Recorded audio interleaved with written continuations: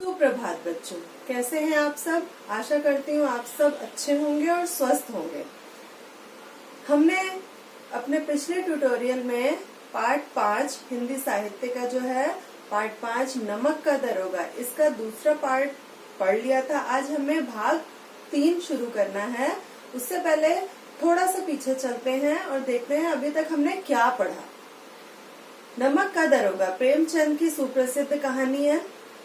इसमें वंशीधर जो कि प्रमुख पात्र है, वो नमक विभाग में दरोगा के पद पर नियुक्त होता है और एक दिन वो पंडित अलोपी दीन को पकड़ लेता है, हिरासत में ले लेता है।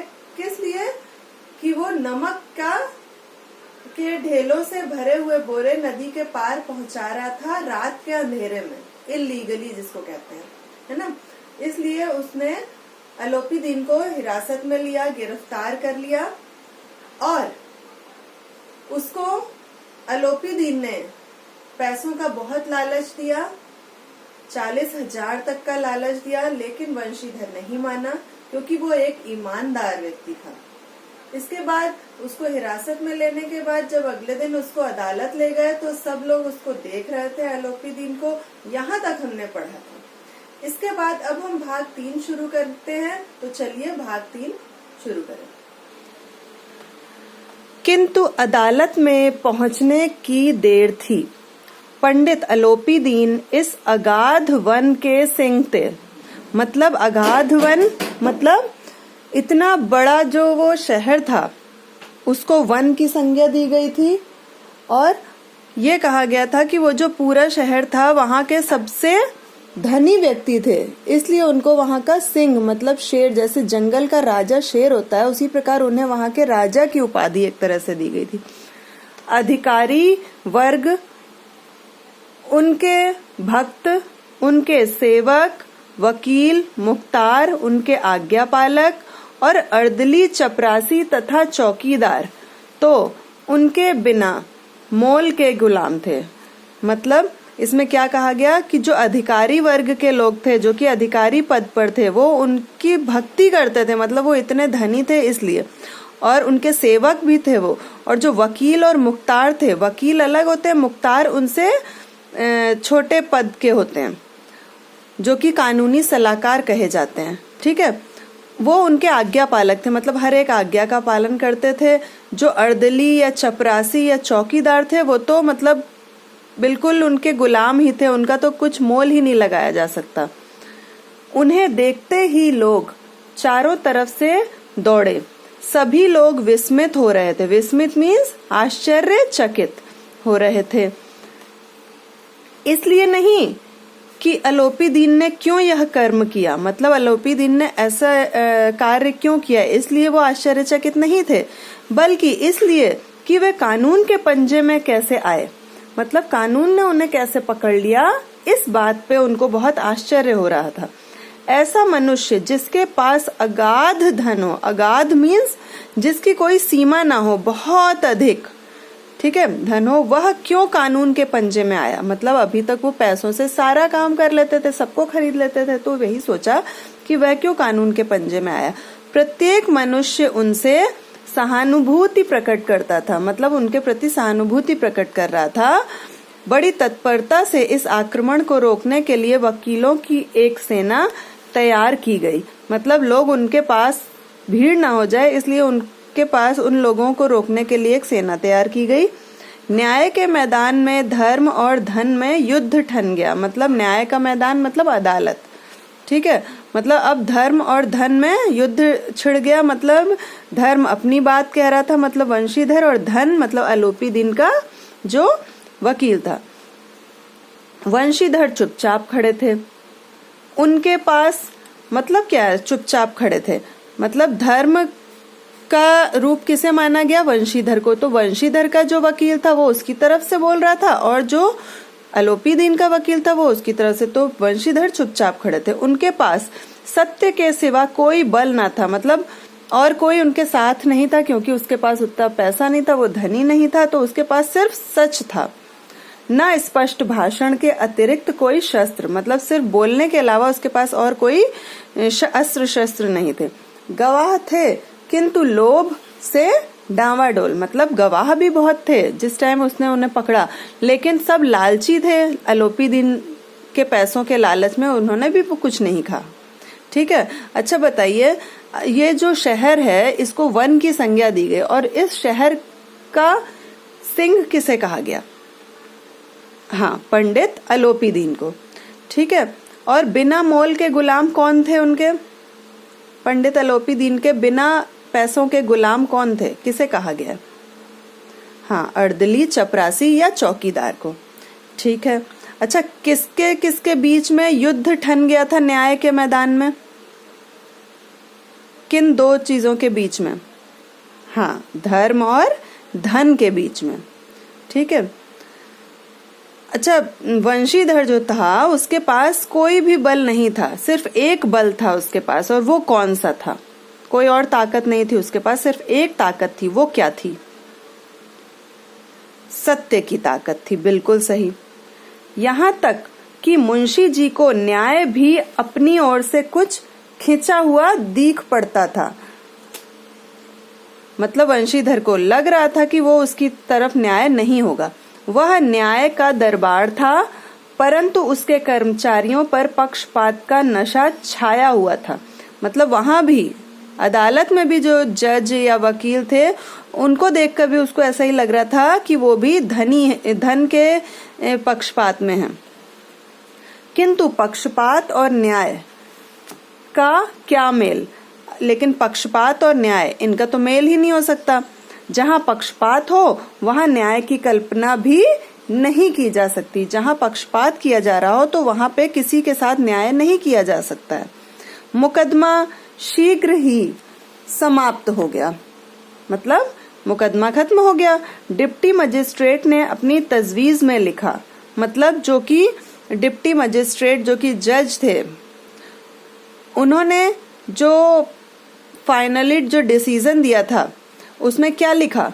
पंडित अलोपी दीन के विरुद्ध दिए गए प्रमाण निर्मूल और भ्रमात्मक है। निर्मूल मतलब जिनका की कोई भी बेस नहीं है, और भ्रमात्मक है मतलब भ्रम उत्पन्न करने वाले हैं, संदेह उत्पन्न करने वाले हैं। मतलब कोई भी क्लैरिटी नहीं दिख रही है उनके प्रमाणों में। वे एक बड़े भारी व्यापारी हैं, वे थोड़े लाभ के लिए ऐसा काम ना करेंगे। मतलब वो इतने बड़े व्यापारी हैं पंडित अलोपी दीन, तो थोड़े से पैसों के लिए क्या वो ऐसा काम करेंगे? यद्यपि नमक के दारोगा मुंशी वंशीधर का अधिक दोष नहीं, लेकिन यह बड़े खेद की बात है, मतलब यह बड़े दुख की बात है कि उसकी विचारहीनता के कारण एक भले मानुस को कष्ट झेलना पड़ा। भले मानुस किसे कहा गया? पंडित अलोपी दीन के लिए, कि वो तो भला मनुष्य था, अच्छा मनुष्य था, लेकिन वंशीधर ने बिल्कुल भी विचार नहीं किया और उनको पकड़ लिया। इस कारण से उनको कष्ट झेलना पड़ा। हम प्रसन्न हैं कि वह अपने काम में सजग और सचेत रहता है। कौन, किसके लिए कहा जा रहा है ये? वंशीधर के लिए। परंतु नमक हलाली ने उसके विवेक और बुद्धि को भ्रष्ट कर दिया। मतलब अपने काम के प्रति निष्ठा ने उसके विवेक और बुद्धि को नष्ट कर दिया। वो ये नहीं सोच पाया कि सत्य क्या है और असत्य क्या है। भविष्य में उसे होशियार रहना चाहिए। अच्छा, अब इसमें क्या कहा गया कि उसके प्रमाणों को जो कि पंडित अलोपी दीन के खिलाफ दिए गए, क्या कहा उसके प्रमाण के लिए डिप्टी मजिस्ट्रेट ने कि वो कैसे हैं? निर्मूल और भ्रमात्मक हैं। बिल्कुल ठीक है। अच्छा, अब भले मानुस की संज्ञा किसे दी गई डिप्टी मजिस्ट्रेट के द्वारा? हाँ, पंडित अलोपी दीन को कहा गया कि वो एक भला मनुष्य है। वकीलों ने यह फैसला सुना और उछल पड़े, मतलब खुशी से उछल पड़े वो। पंडित अलोपी दीन मुस्कुराते हुए बाहर निकले। जब वंशीधर बाहर निकले तो चारों ओर से उनके ऊपर व्यंग्य बाणों की वर्षा होने लगी। मतलब सब उसके ऊपर मजाक करने लगे, उसका मजाक उड़ाने लगे। आज उन्हें संसार का एक खेदजनक विचित्र अनुभव हुआ। न्याय और विद्वत्ता, लंबी चौड़ी उपाधियां और बड़ी बड़ी दाढ़ियां और ढीले चोंगे, एक भी सच्चे आदर के पात्र नहीं है। मतलब वंशीधर को ये लगा कि कोई भी आदर का पात्र नहीं है, सिर्फ वही आदर का पात्र है जिसके पास धन है। वंशीधर ने धन से बैर मोल लिया था, उसका मूल्य चुकाना अनिवार्य था। मतलब उसने धन से दुश्मनी ली है ना, जो क्योंकि वो धनी व्यक्ति था तो उसका मूल्य तो उसे चुकाना जरूरी था। अनिवार्य मीन्स जरूरी या आवश्यक। बड़ी कठिनाई से 1 सप्ताह बीता होगा कि मुअत्तली का परवाना आ गया। अब देखिए मुअत्तली क्या होता है। मुअत्तली कहते हैं कि मतलब एक तरह से कुछ समय के लिए किसी को पद से हटा देना, और परवाना मीन्स आदेश पत्र। परवाना मीन्स क्या हो गया, आदेश पत्र। मतलब उसको नमक के दारोगा के पद से कुछ समय के लिए हटा दिया गया था। कर्तव्य परायणता का दंड मिला, मतलब कर्तव्य पे वो अड़ा हुआ था तो उसके लिए उसको ये दंड मिला था कि उसको अपने पद से हटा दिया गया था कुछ समय के लिए वंशीधर को। बेचारे भग्न हृदय, शोक और खेद से व्यथित, व्यथित मतलब दुखी, भग्न हृदय मतलब टूटे हुए हृदय से, मतलब बहुत उसका मन टूट गया था, ऐसे वो अपने घर को चले गए वंशीधर। ठीक है। बूढ़े मुंशी जी तो पहले ही से कुड़बुड़ा रहे थे। बूढ़े मुंशी जी किसके लिए कहा गया है, वंशीधर के पिता के लिए। कुड़बुड़ा रहे थे मतलब एक तरह से मन ही मन बड़बड़ाना, कि चलते चलते इस लड़के को समझाया था लेकिन इसने एक ना सुनी, अपनी मनमानी करता है। मनमानी मतलब जो मन में आया वही करता है। ईमानदार बनने चले हैं, पढ़ना लिखना सब अकारत गया। अकारत मीन्स व्यर्थ चला गया। इसके कुछ ही दिनों बाद जब मुंशी वंशीधर घर पहुंचे और बूढ़े पिताजी ने मुअत्तली का समाचार सुना तो सिर पीट लिया। मतलब जब मुंशी वंशीधर घर पहुंचे और बूढ़े जो उसके पिताजी थे उनको पद से हटाए जाने का समाचार मिला कि उनके बेटे वंशीधर को पद से हटा दिया गया है, तो उन्होंने अपना सिर पीट लिया। मतलब वो बहुत दुखी हो गए। बोले, जी चाहता है कि तुम्हारा और अपना सिर फोड़ लूं। वृद्ध माता को भी दुख हुआ। तीर्थ यात्रा की कामना मिट्टी में मिल गई। ठीक है, यहाँ पे उन्होंने क्या कहा कि जो मन में सोच रखा था तो तीर्थ यात्रा की कामना भी, उनकी जो मन की इच्छा थी वो भी नष्ट हो गई। इस प्रकार 1 सप्ताह बीत गया। मतलब वंशीधर को घर आए और उसको अपने पद से हटाए हुए 1 हफ्ता निकल गया। संध्या का समय था। बूढ़े मुंशी जी बैठे राम नाम की माला जप रहे थे। इसी समय उनके द्वार पर सजा हुआ रथ आकर रुका। द्वार मीन्स दरवाजा। कई नौकर कंधों पर लाठियां रखे साथ थे। मतलब जो रथ रुका उनके पास रथ के साथ साथ कई नौकर भी थे। मुंशी जी अगवानी को दौड़े, मतलब वंशीधर के पिताजी। देखा तो पंडित अलोपी दीन है। झुककर दंडवत की, मतलब प्रणाम करने का एक तरीका जो कि पूरा लेट के होता है, और लल्लो चप्पो करने लगा। मतलब उनकी जैसे कहते हैं ना बटरिंग करना, मक्खन लगाना, ये सब। हमारा भाग्य उदय हुआ जो आपके चरण इस द्वार पर आए। आप हमारे पूजनीय देवता हैं, आपको कौन सा मुंह दिखावें, क्या करें। लड़का अभागा कपूत है। मतलब जो वंशीधर के लिए कहा गया कि वो कपूत है, मीन्स बुरा पुत्र है। नहीं तो आपसे क्यों मुंह छिपाना पड़ता। ईश्वर निसंतान चाहे रखे पर ऐसी संतान ना दे। मतलब उनके पिता क्या कह रहे थे कि वो ऐसी बुरी संतान है, इससे अच्छा था कि वंशीधर के रूप में कोई संतान ही उनको ना मिलती। आज हम अपना भाग 3 यहीं तक रखेंगे। इसके बाद हम अगले भाग में अपने अगले ट्यूटोरियल में पढ़ेंगे। तब तक पढ़ते रहिए, घर में रहिए, स्वस्थ रहिए। धन्यवाद।